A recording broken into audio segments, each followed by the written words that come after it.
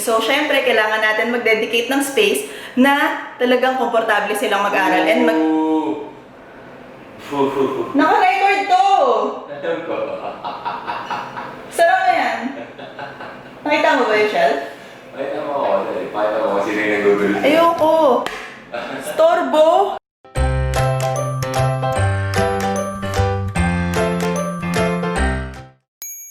Hi, this is Elle and welcome to another makeover. Ang makeover natin today is itong kids bedroom / study room nila kasi alam nyo naman ngayon, lahat ng mga bata naka-distance learning. So, syempre dapat mag-dedicate tayo ng space kung saan talagang maganda, komportable sila dahil doon sila mag-spend ng day nila. So, before, wala silang sariling room. Pero ngayon, dahil nga sa need, yun, gagamitin natin to, ayusin natin tong kwarto na to para doon.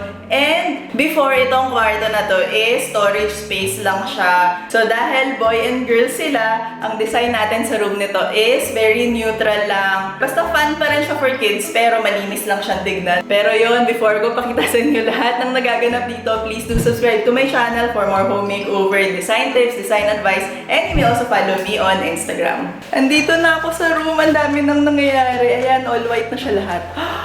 Ang linis! Ay, hindi. Actually, hindi malinis. Magulo pa. Pero ang liwanag na talaga dito. So, dito sa wall na to, magkakaroon tayo ng wallpaper. And nandyan din yung desk area natin. So, yan yung pinaka parang accent wall natin. So, feeling ko cute siya. Hello! Shabe! Anika, come here. Ito yung study room mo. Ito yung wallpaper, oh. Bakit nasungit mo? So, sa main wall natin, ito lang yung gagamitin natin para maaliwalas lang. Pero meron tayong maliit na accent color. So, namili ako dyan. Pag mamimili kayo, dapat ilatag nyo sila lahat para sure kayo na bagay sila. Itong color na to, or dito, i-accent ko kasi may yellow, tsaka konting brown. And, titignan ko kung may stock tong fabric na to. Pero mag-headboard tayo ng maliit na ganito. So, yun yung ating color story.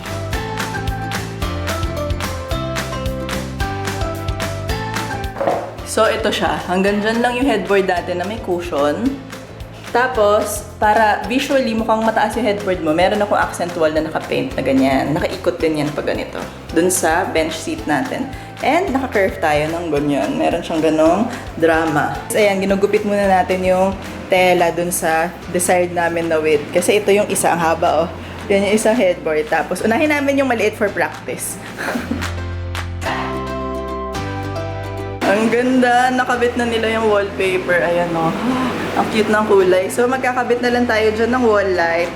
Tapos, ito yung accent wall natin. Pero, yun na lang muna ipapakita ko sa inyo para surprise pa yung reveal natin. Last day na nitong makeover natin ngayon. And magde-decorate na lang tayo. Mag-aayos tayo ng konti. And syempre, pinaka-importante sa lahat is yung kanilang mga desk. Dahil syempre, distance learning. Dito sila mag-aaral. Kaya kailangan natin ng desk. And buti na lang, dun sa kabilang room dito, meron dun talagang dalawang desk. Identical sila na yun yung pwede natin gamitin dito para at least makatipid tayo. Kaya alika, ayusin muna natin siya and linisin natin siya. Ito yung desk na gagamitin natin. Kinuha natin to dun sa kabilang room nila. So, obviously, kung nakikita nyo yung style niya, medyo may pagka-vintage. Dahil gusto ko magkaroon ng coziness, warmth. Alam mo yung medyo earthy feel dito sa room natin. Kaya, ito, sobrang perfect nga. Nakatipid pa tayo. Hindi natin kailangan bumili ng desk. And syempre, para mabalik natin yung look and yung shine niya talaga na mukha pa rin siyang bago, gagamit tayo nitong Splenda Furniture Parlor. And super thank you to Splenda for partnering with me for this video dahil sobrang sakto, sobrang perfect niya para dito sa project natin. Kaya alika, gamitin na natin to and balik na natin to sa kanyang dating magandang anyo.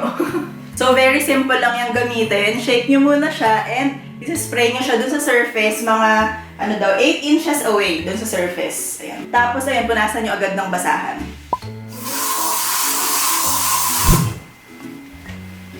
Ooh.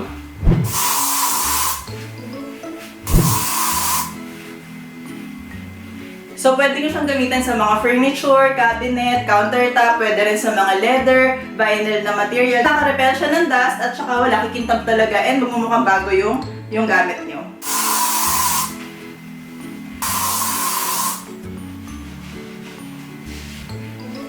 Ang ganda na. Talaga namilinis siya.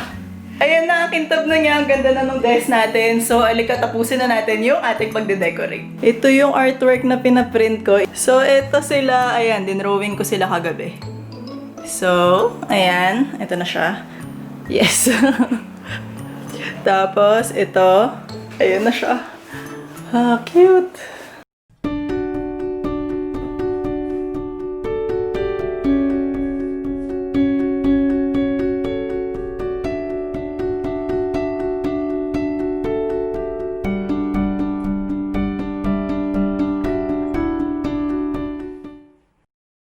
Finally, tapos na natin tong makeover na to and sobrang cute niya. Natuwa talaga ako sa color scheme, sa pattern, sa lahat. Kaya ito, papakita ko na sa inyo kung ano yung itsura nitong design natin. Tara!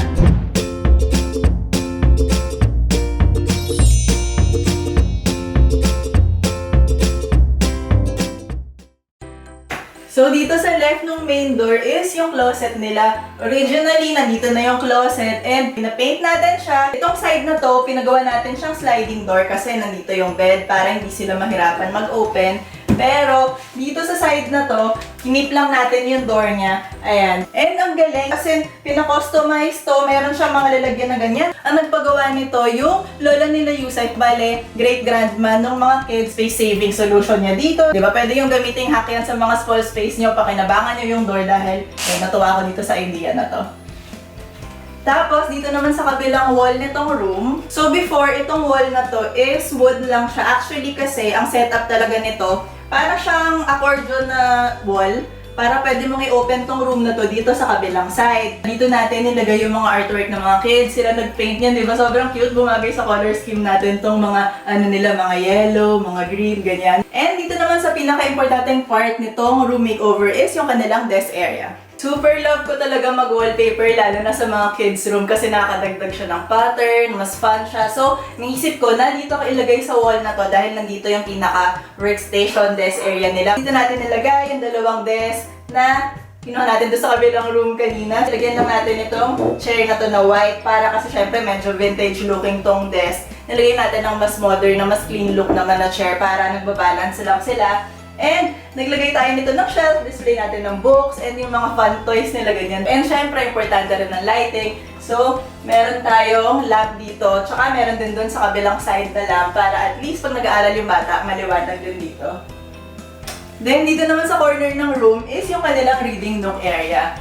So, isa sa pinakamalaking change dito is yung window. Kasi dati yung window, parang ganito lang siya kaliit. Kaya pinalakihan nila tong window, pinagawa nila tong bago. And syempre dahil nandiyan na yung window, gusto nila maglagay nito na parang reading lounge, reading nook. Kaya naglagay tayo dito ng corner bench. And dito naman, nilagay natin tong parang mas modern na simple na macrame from Nothing L. Sobrang cute niya dyan, as in bumagay siya dun sa vibe natin, kasama nitong blinds natin. Di ba may natural aspect na ganyan.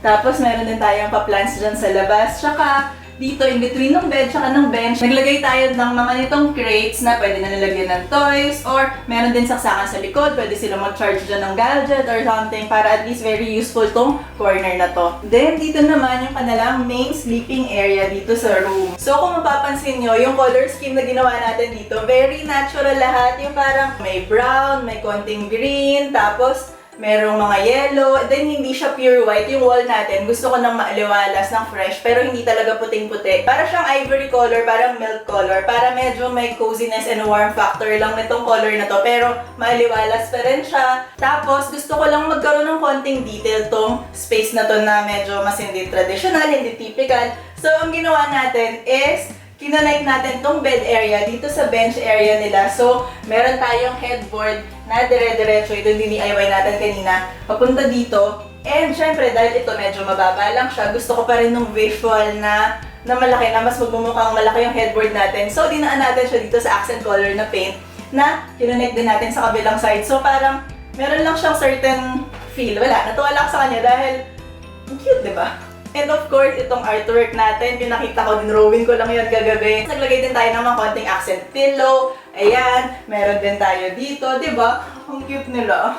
Originally, before, yung room talaga, yung bed niya nandito sa kanto na to. Same size itong bed na to, queen bed siya, nandyan siya. So, nag-iisip ako, ano bang better na option? Kasi gusto nga nila ng desk, para mas maging functional siya. Kasi kung nandito yung bed, ang pangit, basta. Actually, si Arnel yung nag-suggest ito. Nakatayo pa lang ako dito. Parang ako, ano kayang magandang layout? Sabi niya, ma'am, paano kung dito na lang yung kama? Para ako, Galing. Ikaw na. Sige, ikaw na gumawa. Pero ayun, so dito natin nilagay yung bed. Kasi dahil alam mo yan, pagpasok mo, makakagawa tayo dito ng hallway. Tapos itong buong wall na to, naging study area, study nook. So, nandito yung dalawang bata, yung nagsusupervise, pwedeng nakatambay dito. Tapos, dahil dito sa malaki nating window, mas maliwanag dito sa study area nila. Parang feeling ko ito yung best na layout para dito sa room na to. Tan, tan, tan, tan, tan, tan, tan, tan.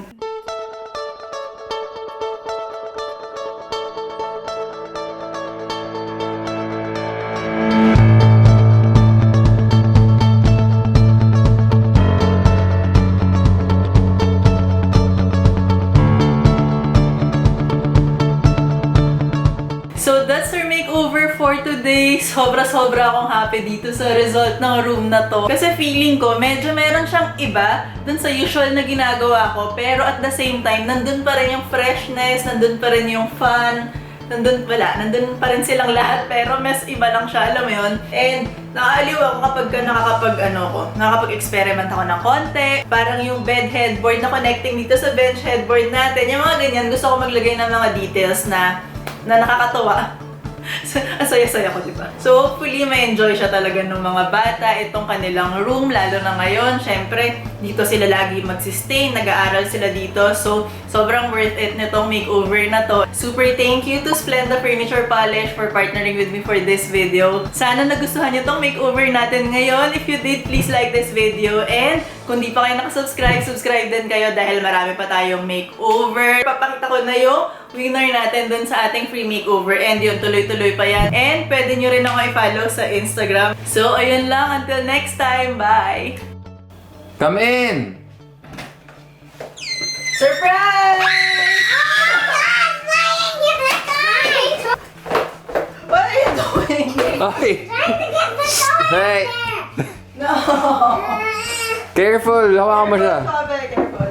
They use our toys. Yes! Cute, diba? Where's and Like the room? Do you like the room? toy box? Mine. Wait, toy box. Mine. Wala ka nagsabi.